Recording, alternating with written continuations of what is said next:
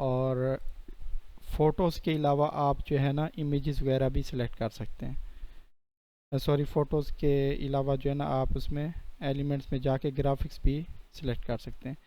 इसके अलावा हम upload your own photos, already हमारे पास अगर कोई फॉर एग्ज़ाम्पल जैसे आज आपने ब्लड का वो किया है, आपके पास पहले से कोई पड़ा है, मैंने खुद ब्लड काफ़ी दफ़ा डोनेट किया है तो मेरे पास वो फ़ोटोज़ पड़े हैं, और क्योंकि प्रोजेक्ट्स फ्रीलांसिंग की फील्ड में हूँ तो इस तरह की चीज़ें मैं अपने उसमें गैलरी में सेव रखता हूँ।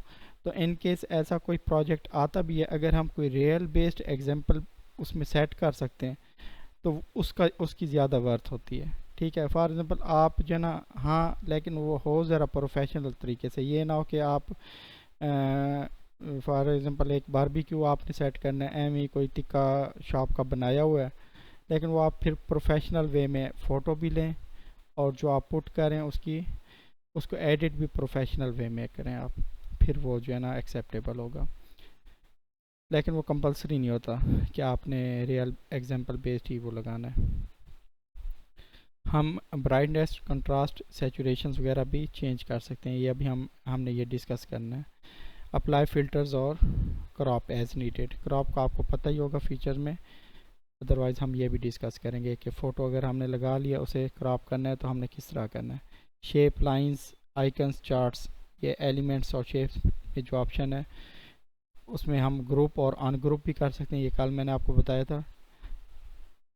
और इसके अलावा लेयर्स का कल के लेक्चर में मैं आपको प्रैक्टिकली जो करेंगे वो मैं बताऊंगा कि जब हम डिज़ाइन क्रिएट कर रहे होते हैं तो लेयर्स का हम यूज़ क्यों करते हैं और उसका क्या फ़ायदा होता है। Use consistent element to maintain visual balance, ठीक है, उसमें आपने कंसिस्टेंसी रखनी है, जितने भी एलिमेंट्स हों के आपस में मैचिंग करते हैं, ये ना हो कि उनमें कोई रिजेम्बलेंस ही ना हो। और ये आपको फ़ोटोज़ दिखाया हुआ है, इस चीज़ का इंटरफेस का आपको पता ही है। नेक्स्ट आ जाते हैं हमारे पास colours and branding. Apply solid colours, gradients और पैटर्न्स, ठीक है। कलर्स का हमेशा अगर आपके पास लाइट वो है तो आप सॉलिड कलर्स यूज़ करें।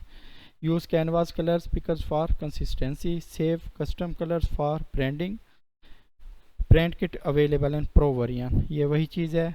इसमें क्या होता है, ब्रांड किट अगेन बता देता हूँ, आप किसी कंपनी के साथ काम कर रहे हैं या फ्रीलांसिंग प्लेटफॉर्म पे किसी के साथ काम कर रहे हैं, उसका जो है अगर वो कहता है कि मेरा ब्रांड है, उसमें आपने फ़ॉन्ट भी सेम रखना है, कलर भी सेम रखना है, और उस पर आपने एक नहीं बल्कि लगातार प्रोजेक्ट्स क्रिएट करने हैं। तो आप उस कस्टम में जाके उसे सेव कर देते हैं, नेक्स्ट प्रोजेक्ट जब क्रिएट करते हैं तो वो चीज़ उसमें ऑटोमेटिकली आ जाती है।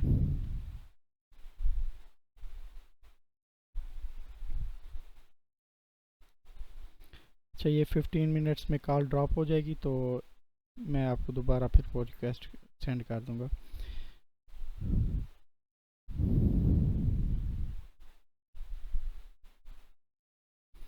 अच्छा, यूजिंग बैकग्राउंड, सॉलिड ग्रेडियंट और image background, adjust transparency for soft effects, ठीक है, ब्लर और ओवरले फॉर टेक्स्ट रियलिटी, ठीक है, आप टेक्स्ट को ब्लर भी कर सकते हैं और ओवरले भी कर सकते हैं। Background should support your message not distract from it, जैसे अभी मैंने जिनका एंड पे देखा है डिज़ाइन, उन्हें मैंने यही कहा था, आई थिंक उन्हीं का डिज़ाइन था कि अगर आप जो है ना इसे थोड़ा सा बैकग्राउंड में वो कर दें तो that would be much better, वही चीज़ आ जाती है इसमें। नेक्स्ट स्लाइड है हमारी डिज़ाइन टूल्स एंड शॉर्टकट्स में, इसमें शॉर्टकट कीज़ का बताया हुआ है। खैर ये इतना यूज़ नहीं होता क्योंकि हमें आइकन भी सामने नज़र आ रहा होता है, और अगर हम लैपटॉप या पीसी पे काम कर रहे हैं तो हम माउस का यूज़ करते हैं।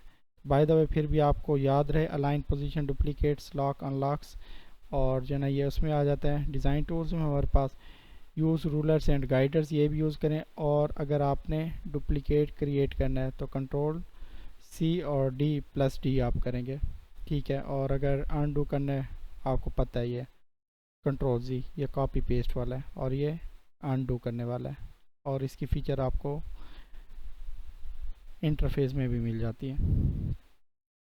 नेक्स्ट है हमारे पास ideas for presentation portfolios, working with multiple pages. अगर हमने मल्टीपल पेजेस पे काम करना है तो हमारे माइंड में होना चाहिए ये मल्टीपल पेजेस कहाँ पे यूज़ होते हैं। एक तो यूज़ होते हैं इन्फोग्राफिक्स में। इन्फोग्राफिक्स क्या है? इन्फोग्राफिक्स वो है जहाँ पे ग्राफिक्स भी यूज़ होते हैं और कंटेंट भी यूज़ होता है। Info means information, graphics means graphics, ठीक है। इन्फोग्राफिक्स ये कंबाइन वर्ड है। इसमें क्या होता है, ये कंटेंट राइटर भी इस पे काम करते हैं और हम लोग भी काम करते हैं। फॉर एग्जांपल डिज़ाइनर्स हैं, किसी भी अगर उनका किसी भी सॉफ्टवेयर पर ग्रिप है तो।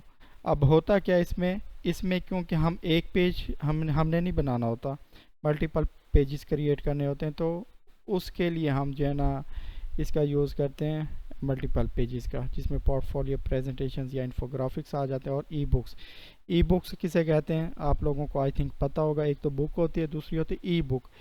ई बुक एक तो होती है पीडीएफ की फॉर्म में, एक होते हैं ऑनलाइन बुक्स अवेलेबल होती हैं। जो लोग यूनिवर्सिटीज़ वगैरह में ग्रेजुएशन वगैरह की होगी उन्हें तो ऑल पता ही होगा कि अगर किसी प्लेटफॉर्म में हमारे पास हमने कोई बुक फॉरेन ऑथर की परचेज़ करनी है तो कहा जाता था कि इस लाइब्रेरी में, ई लाइब्रेरी में वो बुक एग्जिस्ट करती है। और ये ई बुक लिखते कौन है? ये कंटेंट राइटर को टास्क दिया जाता है, वही लिखते हैं। फाइवर, अपवर्क पे इसका भी काफ़ी कंटेंट राइटिंग की फील्ड में काफ़ी काम आता है। Use add buttons, add page button, page को ऐड करने के लिए। Apply consistent layouts through out, layouts साफ ज़रा हमने यूज़ करनी है मल्टीपल पेजेस में, तो आपने क्या करना है, कंसिस्टेंट यूज़ करना है। कंसिस्टेंट का वर्ड तीसरी दफ़ा आ रहा है, मैं अगेन बता दूं। प्रेजेंटेशन तो आप लोगों ने बनाई होगी, जैसे मैंने स्लाइड्स बनाई हुई हैं। आप लोगों ने इसमें एनिमेशंस या ट्रांजिशंस वगैरह का यूज़ किया होगा। अब ये ट्रांजिशंस हम स्लाइड में लगा सकते हैं, जब एक स्लाइड से दूसरी स्लाइड में जाते हैं। आप लोगों को इसकी फीचर्स का पता होगा। वो स्वाइप भी हो सकता है, वो जो है ना पुल हो सकता है, पुश हो सकती है स्लाइड, ये डिफरेंट इसमें। ये देखिए यहाँ पे मैं ट्रांजिशंस में आपको दिखा देता हूँ। ये सारे जो है ना पुश, पुल, वाइप, स्प्लिट इसमें आ जाते हैं। तो बाय द वे इसमें होता क्या है, इसमें जब भी हम कोई फीचर दे रहे हैं, कंसिस्टेंट की बात कर रहा हूँ, लेआउट की, अगर मैं फर्स्ट स्लाइड पे फेड वाला लगा देता हूँ, फिर सेकंड पे पुश वाला, थर्ड पे वाइप वाला और फिफ्थ पे स्प्लिट वाला, दैट्स नॉट प्रोफेशनलिज्म, ठीक है, सूट ही नहीं करता। अगर मैं वो प्रेजेंटेशन कहीं पे दूंगा F5 प्रेस करके फुल स्क्रीन पे, कहेंगे यार कोई बेवकूफ़ बंदा है, कोई पहली दफ़ा इसने कोई फीचर्स देखे, इसने सारे फीचर्स ही अप्लाई कर दिए हैं, ठीक है ना।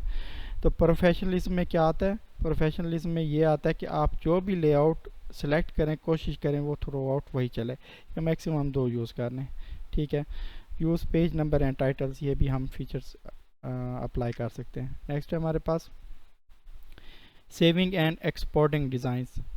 हमारे पास जो फाइल होती है वो जेपीजी फॉर्म में भी हो सकती है, पीएनजी या फ़ोटोज़ की फॉर्म में है, पीडीएफ, MP4, पीडीएफ का तो आपको पता ही है, MP4 वीडियो की फॉर्म में, और GIF वो आपको पता ही है, उसमें स्मार्ट 1 सेकंड वीडियो की फॉर्म में होता है। हम URL लिंक भी शेयर कर सकते हैं। Adjust resolution and file type, इस पे भी काम कर सकते हैं। शेयर वाया लिंक और सोशल मीडिया, वहाँ पे भी हम शेयर कर सकते हैं फाइल को, फाइल्स की बात हो रही है।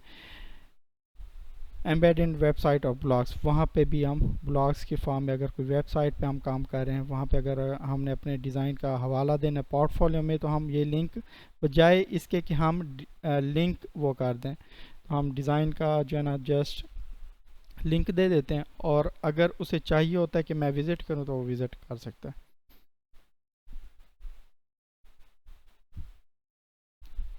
अच्छा, नेक्स्ट हमारे पास फ्री प्रो वर्जन का बताया हुआ comparison.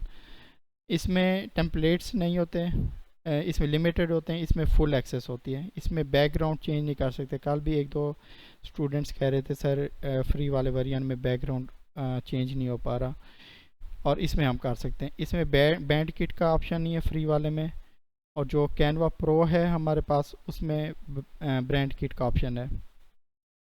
Premium assets further feature इसमें नहीं है और इसमें है। नेक्स्ट स्लाइड है हमारे पास, keep it clean and simple, designs की बात हो रही है। यूज़ 2 to 3 फॉन्ट्स मैक्सिमम, ये बहुत इंपॉर्टेंट बात है। वही कंसिस्टेंसी वाली आ जाती है, ये ना हो कि फिर हर लाइन में डिफरेंट फॉन्ट हो, और जो ना टेक्सचर भी डिफरेंट हो, स्टाइल भी, जितने भी फीचर्स आते हैं वो एक ही डिज़ाइन पे आप लोग अप्लाई कर लें, और ऐसे डिज़ाइन रिजेक्ट होते हैं उसी वक्त ही। मेंटेन कलर, कलर्स का भी आपने 3 मैक्सिमम यूज़ करें, ज़्यादा ना यूज़ करें। Leave white space, stick to a theme, ठीक है, जो आपका थीम